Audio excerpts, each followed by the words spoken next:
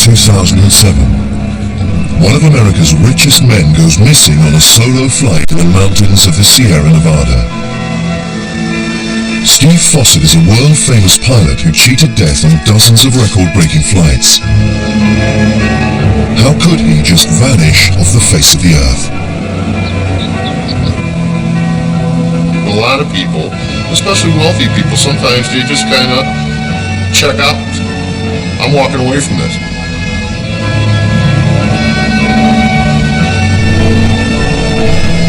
Fossett, who'd made the first solo balloon flight around the world, has disappeared in America's very own Bermuda Triangle. An area where more than 2,000 planes have crashed in the last 50 years. An area some call the Nevada Triangle. They were talking about hundreds and hundreds of planes that had vanished into the Nevada Triangle.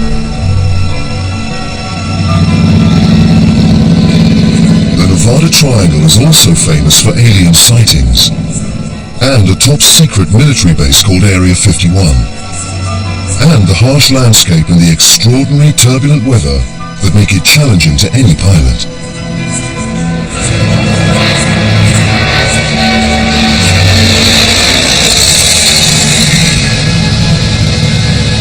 A flight instructor takes to the skies over the Sierra Nevada in a plane identical to Fossett's.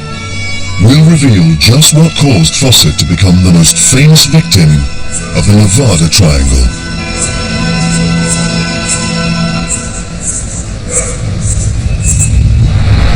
Yerington, Nevada, 60 miles from Reno. 8:45 a.m., Monday the 3rd of September 2007. Record-breaking pilot Steve Fossett takes off on a solo flight in a two-man decathlon stunt plane. A weekend guest at a private ranch, he doesn't tell his host where he's going, simply that he'll be back in a few hours.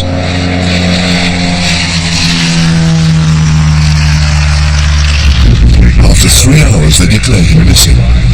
It's the start of the biggest peacetime search and rescue operation in U.S. history.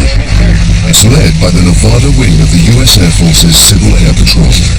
There was no flight plan filed. The only information we had was that, he was basically taken off on a Sunday joyride and flying 395 Corridor. The potential search area is huge, the size of Mexico. He had about 4 hours of fuel on board that aircraft, and it flies at about 120 miles an hour.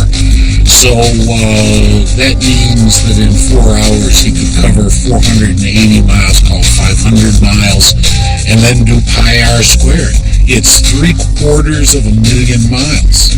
So unless we have some very good clues as to what direction, what piece of that, there's no way that we can search 750,000 square miles. The searchers are looking for a pilot who, at the age of 63, has amassed 115 world records. There's a large number of aviation records, but there are three what are called absolute world records. One of them is for distance, one of them is for duration, and one of them is for altitude.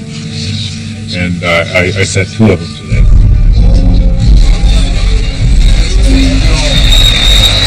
Fossett had been a risk-taker all his life.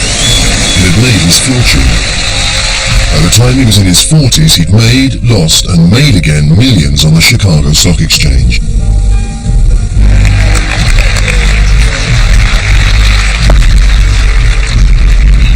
I have set a goal which is at the very limit of this aircraft. If I've miscalculated it to any extent, I will be unable to finish this flight. Had Fossett miscalculated that morning in the Sierra Nevada?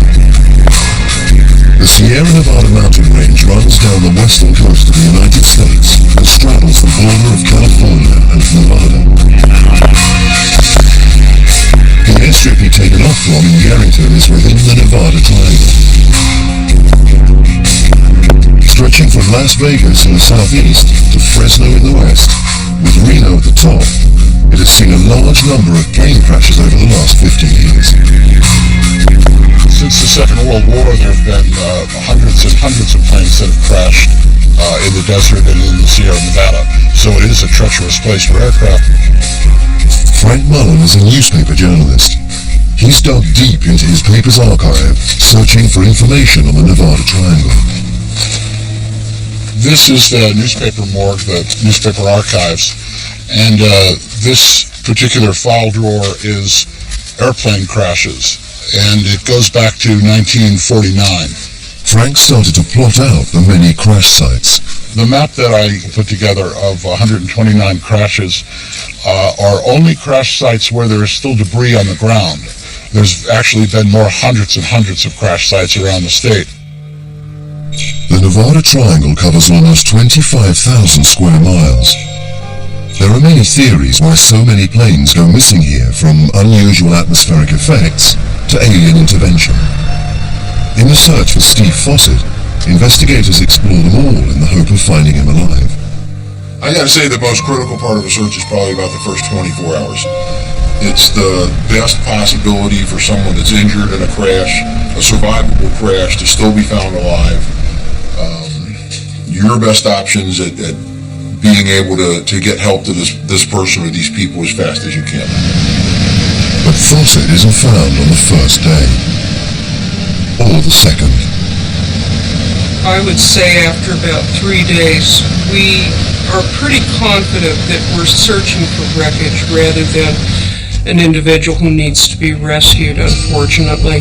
The temperatures go down pretty low at night, even in the summer times here, and if a person is injured, they're not going to survive very long usually. The rescuers didn't want to give up hope, because if anyone could beat the Nevada Triangle, it would be Steve Fossett. Terry DeLore flew with him for 5 years. Together they set more than 10 world records for gliding. The last one just weeks before Fossett disappeared. He was interested in what he calls the ultimate challenges, ultimate achievements, things that nobody's ever done before. Do something further or faster or longer or whatever. Fossett is a driven man. He sees adversity as a challenge. Surely he couldn't have lost his life on a 2-hour pleasure flight. He trained himself to be able to put up with all the variety of conditions that nature would throw at him, because all he was looking at was the goal at the end, you know, to finish his challenges, to get the records, to get where we wanted to go. It isn't news to the locals, but the world is discovering this region of the Sierra Nevada is an aviation graveyard. Initially, the TV cable networks were all saying there were hundreds of planes that had flown into Nevada and never were seen again, just vanished into thin air. And this turned into talk of the Nevada Triangle on the CNN and the other TV networks, Bermuda Triangle located in the desert of Nevada where people just vanished.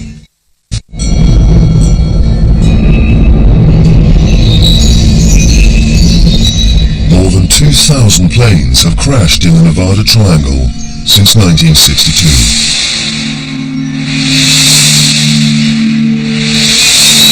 In the southeastern corner, at the bottom of the triangle, is Area 51, a top-secret military testing site.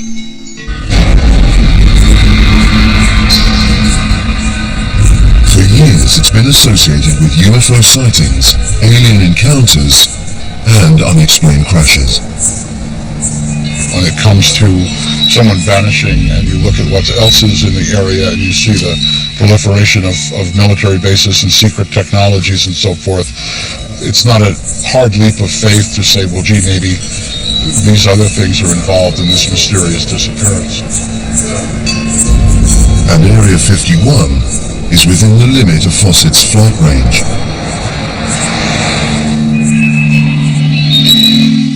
There are rumors that Steve Fossett got into Area 51 or that there was some incident there.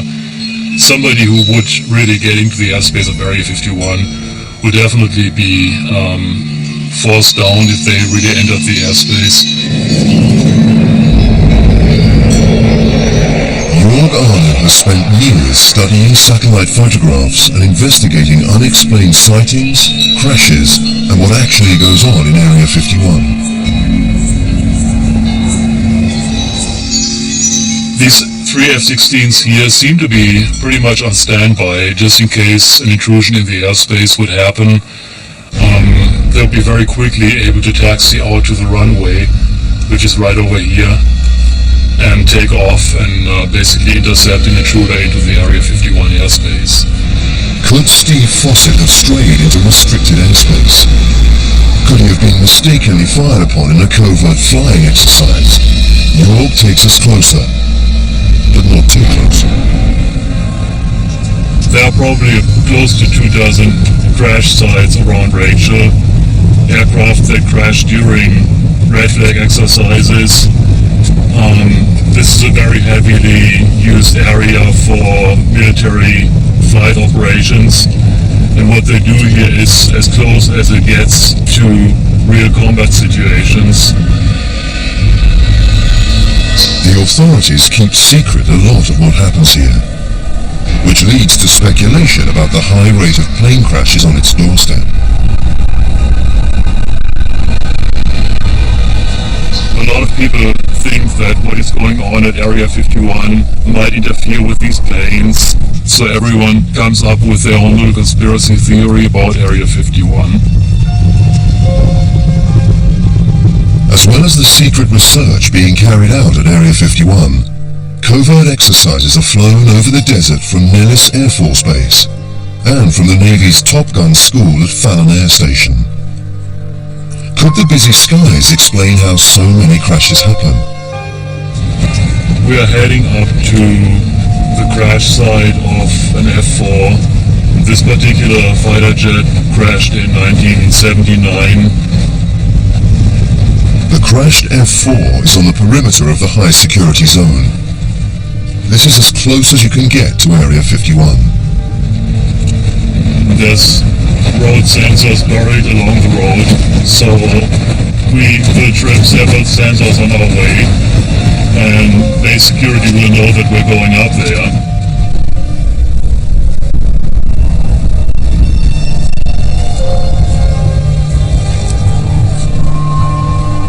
Over on the next bridge over, there's a security vehicle from Area 51. They are sitting there to watch us, to make sure that we don't do anything that we shouldn't be doing.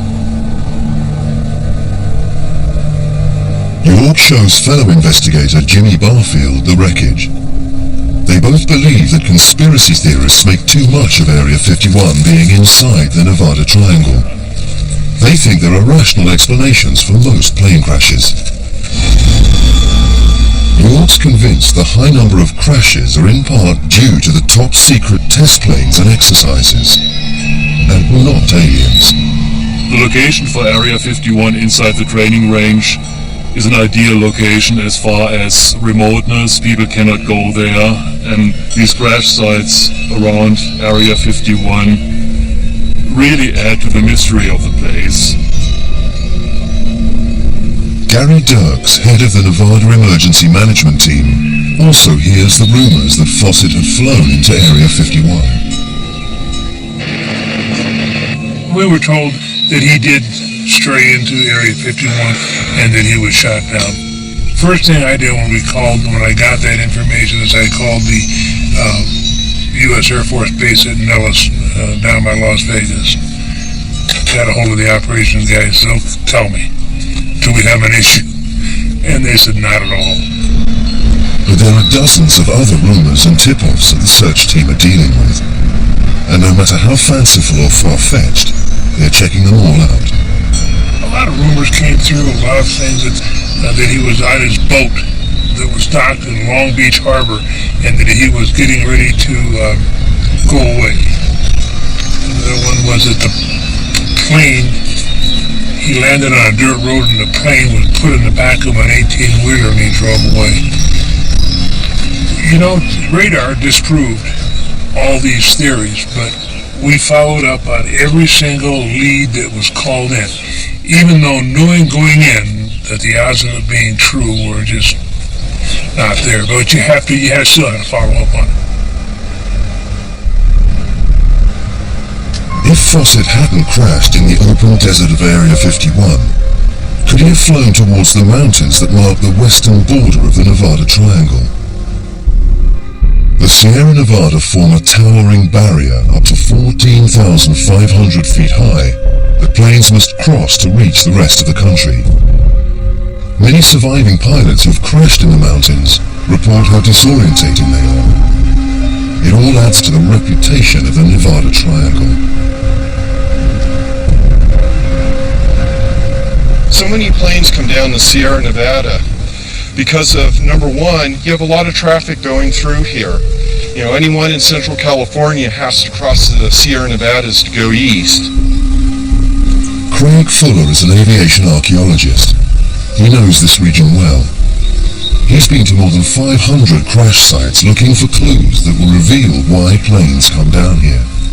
We're looking for a Bonanza airplane made by Beechcraft that crashed in the early 50s. Should be just up top of this little rise here. And supposedly, there's still quite a bit of wreckage that remains at the site.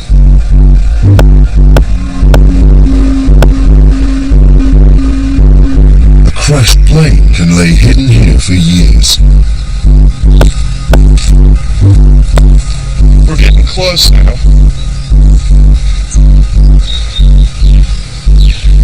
You can see how hard it is to spot wreckage. You know, here we're only 20 yards away from the wreck, and we first spotted it just now. This wreck has lain virtually undisturbed since it crashed here more than half a century ago. It was a Beechcraft Bonanza, a small propeller-driven aircraft. Wow. Just like the one Buddy Holly died in 1959. This plane came down almost vertical. The pilot and passenger had come over the Sierra Nevada from California for a day's fishing at Lake Crowley. Seeing an approaching snowstorm, they made a run for home. But that's when the mountain weather caught up with them. Left a very big impact crater. Looks like we have both wings here. And the wings are compressed in, or accordioned in. Indicates that it hit with a lot of force. Even after more than 50 years, the clues are here to be seen. Its airspeed indicator is fixed at 280 miles an hour. That means the plane probably hit the mountain in a steep dive. No one survived. I'm really surprised at how tight and confined the wreckage is. I mean, we're talking basically wingtip to wingtip, and then maybe, 20 feet in front. Even the Air Rescue Squadron plane searching for the Bonanza went missing. Its 5-man crew were eventually found nearly 50 miles away, having parachuted to safety. I wouldn't say so much the Sierras are jinxed as I would say that the mountains stick up and like to catch airplanes.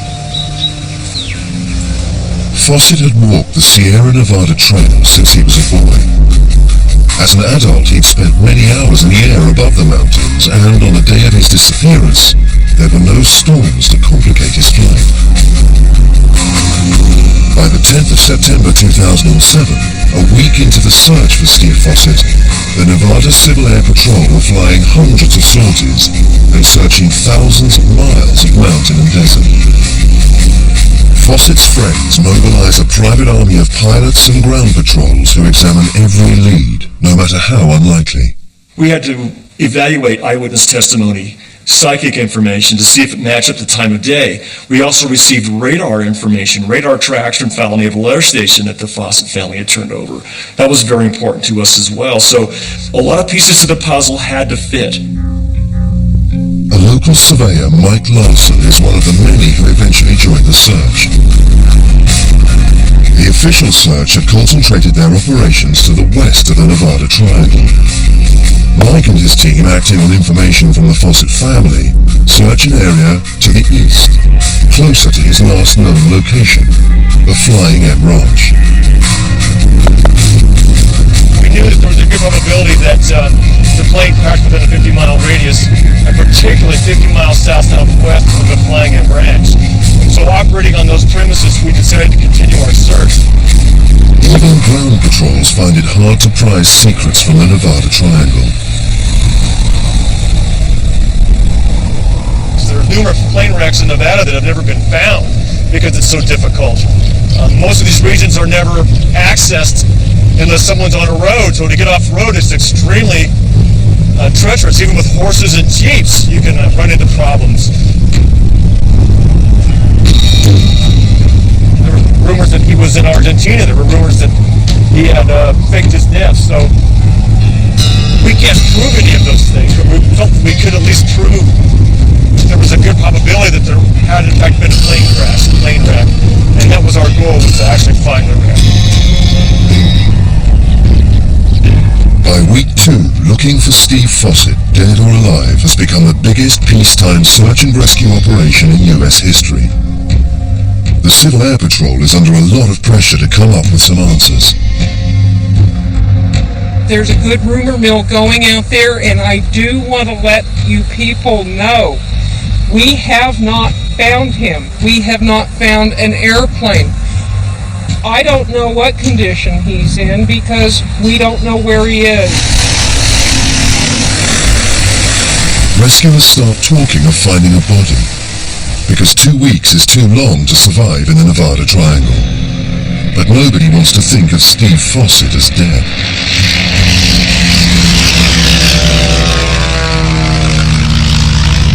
Another week passes, and the Nevada and California Civil Air Patrols, his friends, and a large number of volunteer searchers are flying hundreds of sorties and covering thousands of miles, but have failed to find him or his aircraft.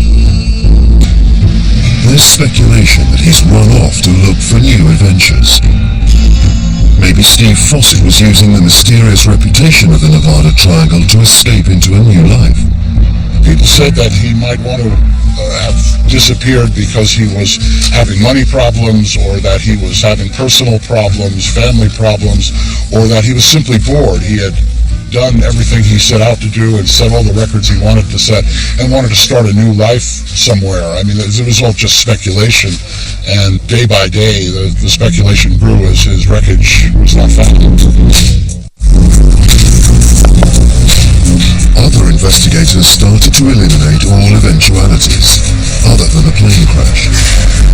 My name is Paul Ciolino, and I am a licensed private investigator. I was hired by an insurance adjuster out of Louisiana, a man by the name of Robert Davis. He was concerned about a potential claim that may have been filed on Mr. Fossett's estate. He was concerned that perhaps he wasn't missing, and he may be alive.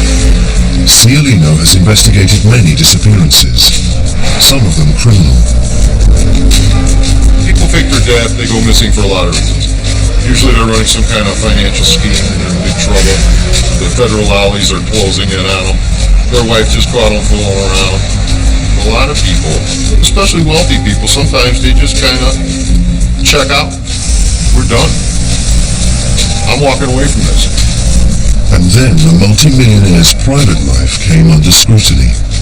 We talked to a couple of women who said that they had relationships with them. They couldn't prove it to my satisfaction. Everything I could gather, I wouldn't be willing to sit in a courtroom and say Mr. Fossett was having an affair with anybody. But wealth and women have both been reasons in the past for investigating disappearances in the Nevada Triangle. Charles Ogle vanished in 1964 on a flight to Reno from California, and it's believed he went down in the Sierra, and to this day no hiker has come across that wreckage, and that was a larger plane than Fossett's. Like Fossett, Ogle was also a self-made millionaire. He was about to sign a property deal that would make him millions more.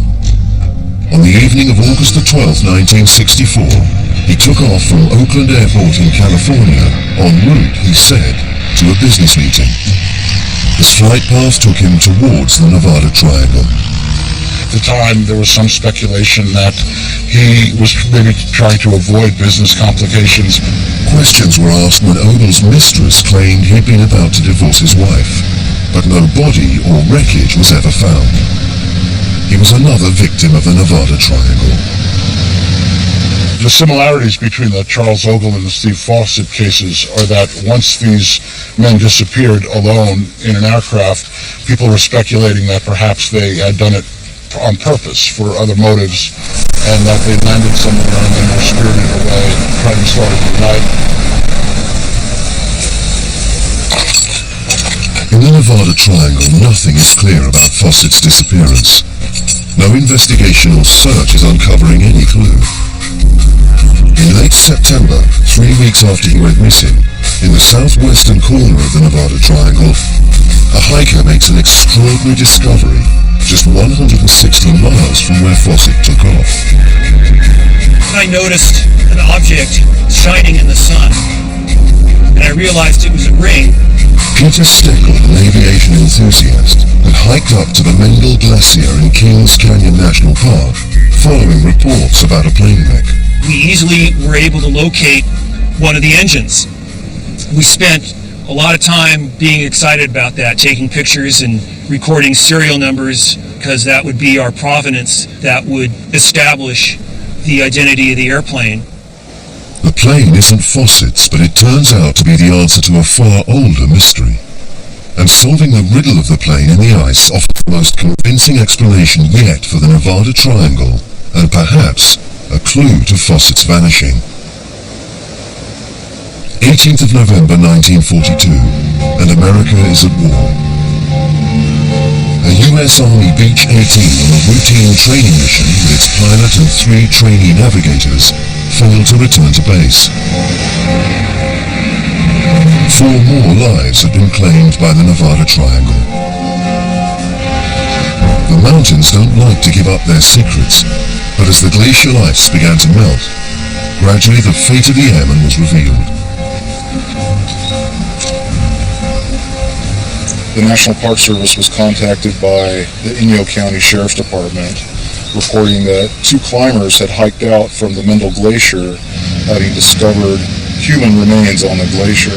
In 2005, Jim Gould was flown in to recover the body, which turned out to be an aviator from a bygone age. The airman was pretty much encased in ice.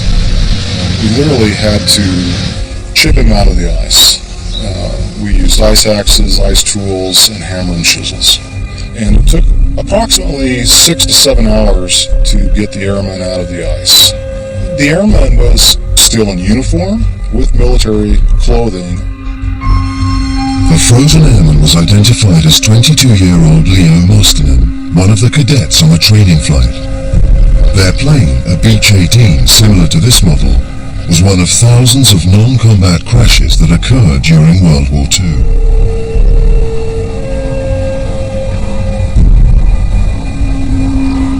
Approaching the Mendel Glacier right over here. Looks like the plane would have probably impacted the mountain right about the base of that cliff at the top of that rocky finger. The wreckage has all slid down over the years with the movement of the ice and the snow and wind and what have you. Steve Ivey runs an airport in Bishop, California. He's puzzled for years over what caused the plane to crash. Now there is a chance that Beech-18 could have flown through this pass right here and then wound up crashing there in the basin, but it seems to me that it would have been pretty hard to make that bridge crossing right there and crash that close on the other side. It's just my hunch.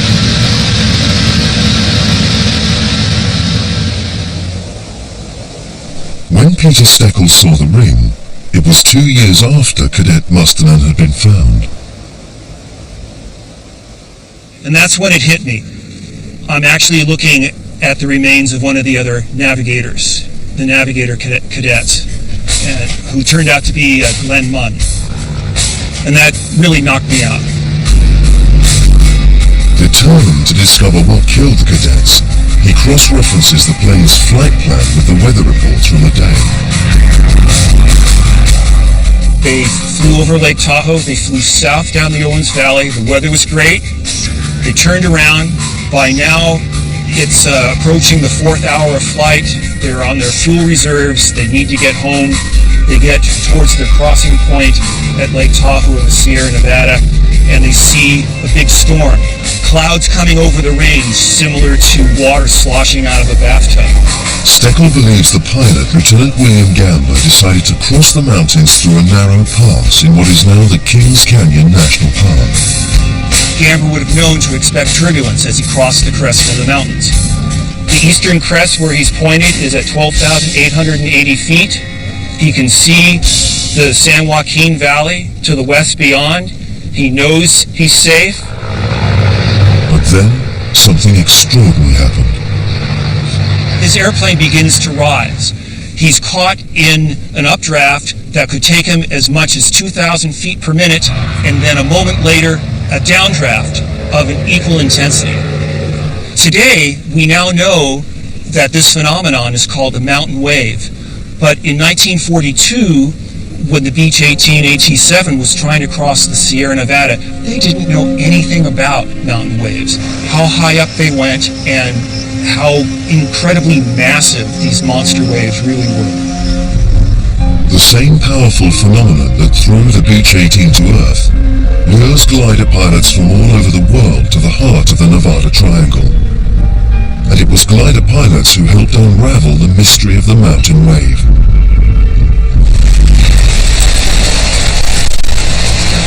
Sam Whiteside is a Minden-based real estate broker. He moved to Nevada for the challenging gliding conditions. The climate here is suitable for flying a sailplane almost every day of the year. A lot of pilots relocate here from around the world. Starting from the late 1950s, glider pilots flew again and again into the danger zone that existed in the lee of the Sierra Nevada.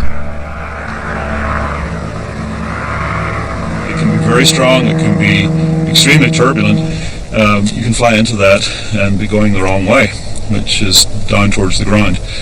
Glider pilots discovered that the wind was predictable and formed a wave-like pattern that extended tens of miles beyond the mountainside.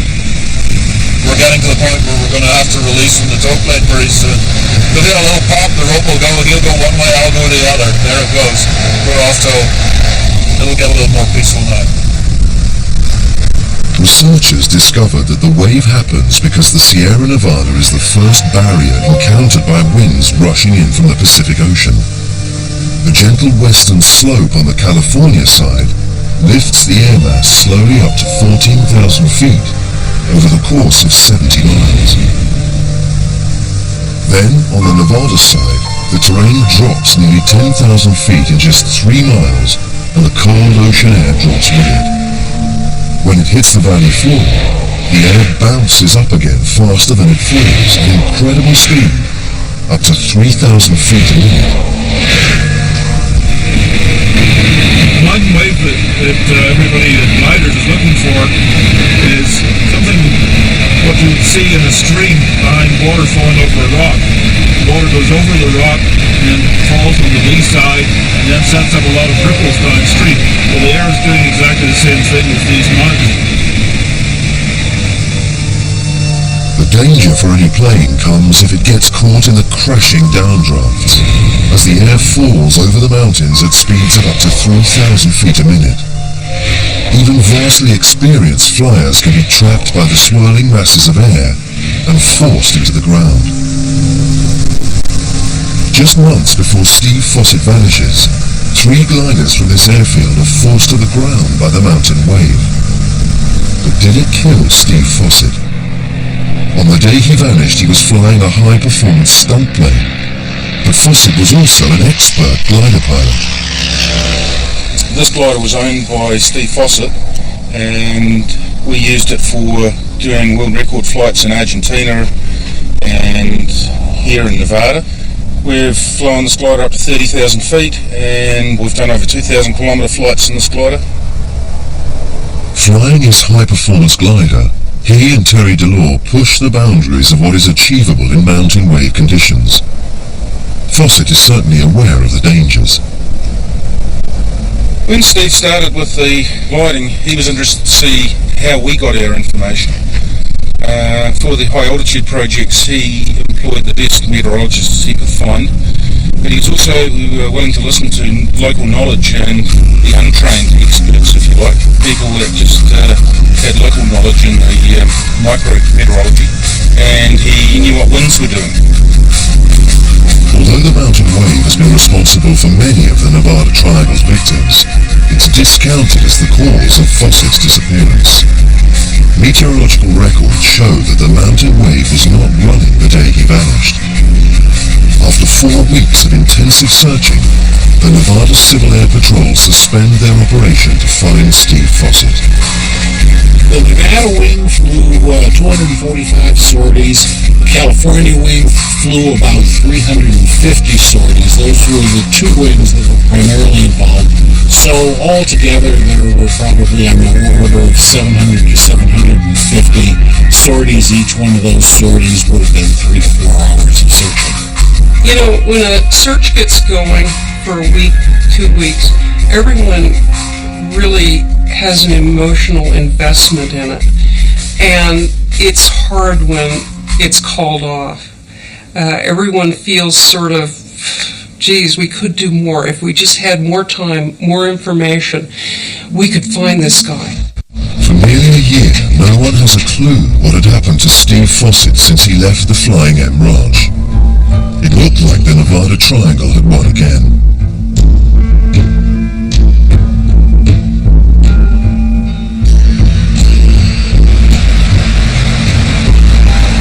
By the fall of 2008, it seems that the mountains will keep their secret for another winter.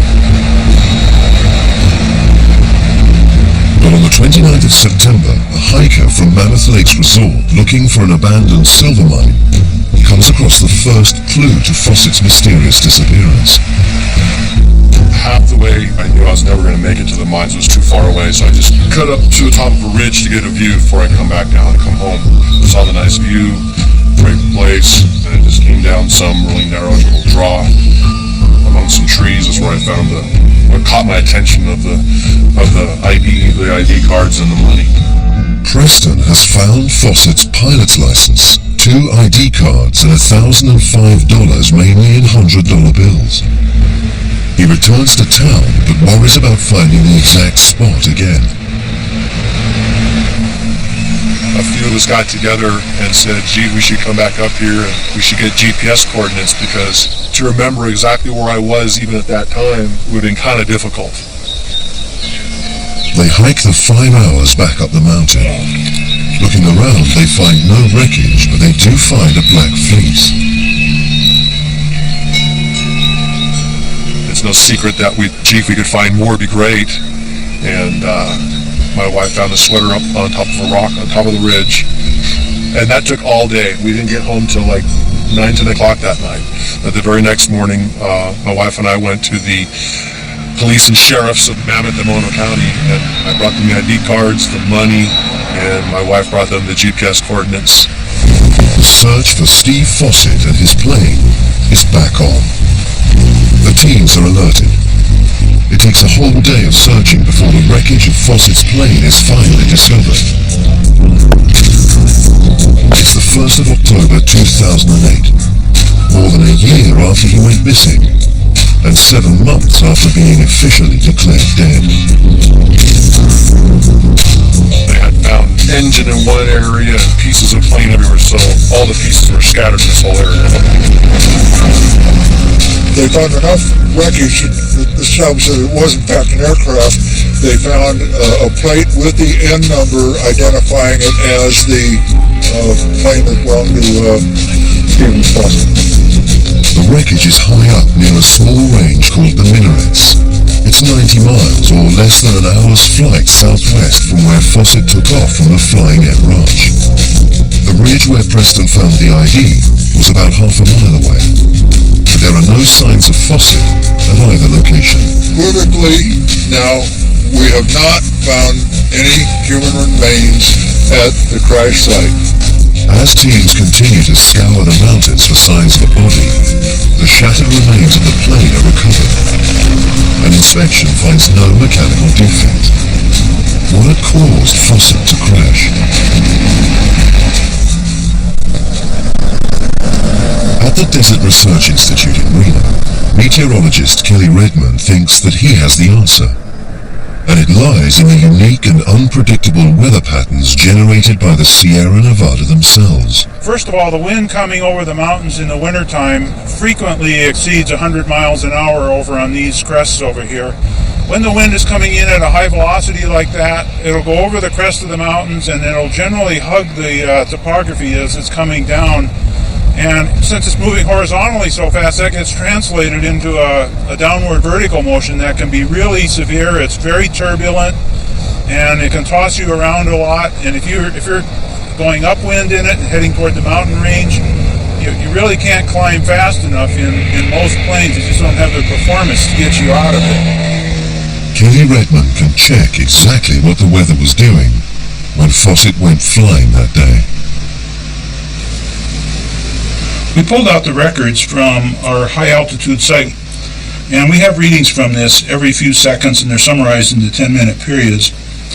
And what we found is right around about 9 in the morning, the winds went from an average of about 16 miles an hour up to about 28 miles an hour. So it's swirling a little bit more than it had been, and it's speeding up and slowing down. And these are indications there may be some eddies in the wind. And when these eddies are moving along like this, and they're heading toward a mountain peak, they will interact with that peak and form new eddies, which can accentuate existing downdrafts. And this is exactly what the official report into Fossett's crash concludes. In the lee of the Sierra Nevada, a violent downdraft sprang up and spun his plane out of control. High-resolution models based on minute-by-minute analysis from the Desert Research Institute graphically reveal the powerful winds that Fossett encountered on that day as his plane was pushed into the hillside. You have a temporary tornado-like vortex, horizontal, and that can tear an airplane apart if it's strong enough, or it can certainly pull it out of control and make it lose altitude. Zdravko Podolsky is an instructor. He trains people to fly in the Sierra Nevada. He uses a decathlon stunt plane identical to the one used by Steve Fossett on his last flight. It's designed to not just fly straight and level, but also do aerobatics. Podolsky explains the dangers of flying in the Sierra Nevada mountains with its unpredictable weather. Even a high-performance plane like this is vulnerable. As we go higher and higher, two things happen. One is the air gets thinner, which means that the propeller generates less thrust, and the wings generate less lift, which means you need more speed to get the same lift. At the same time, the amount of oxygen also drops, and so the engine can't burn gasoline or petrol so effectively. So it's a triple whammy. At last, with a known location for Fossett's plane, the rescue teams can sort through the massive information they've gathered and link his flight to a radar trace Fallon Naval Air Station has recorded. It shows he headed away from the 395 highway and up into a narrow valley. Podolsky explains what happens next. And so you find that the air is pushing you backwards and you can't outclimb the terrain, and you find yourself trapped in a valley that's getting narrower and narrower and harder to climb, and you might find yourself you can't turn around anymore, you can't climb, and then you're stuck. You would have come right up this valley, right up like that. Once he gets to this point, Steve Fossett finds himself trapped in terrain that rises to over 10,000 feet. His plane gripped by a powerful downdraft of at least 400 feet a minute. His decathlon plane has a climb rate of only 300 feet a minute. He's unable to climb faster than the 400-foot downdraft he's trapped in. And with the hillside rushing up to meet him, there's only one option for him. Pilots call it CFIT, controlled flight into terrain. Crashing. One of the most obvious things we can see that's pretty unique is this big slab of granite here, and of course we know the plane was blue and white. All the scratches are scratched this way, so most likely the plane was hit this and then just was cracking up in pieces going up there.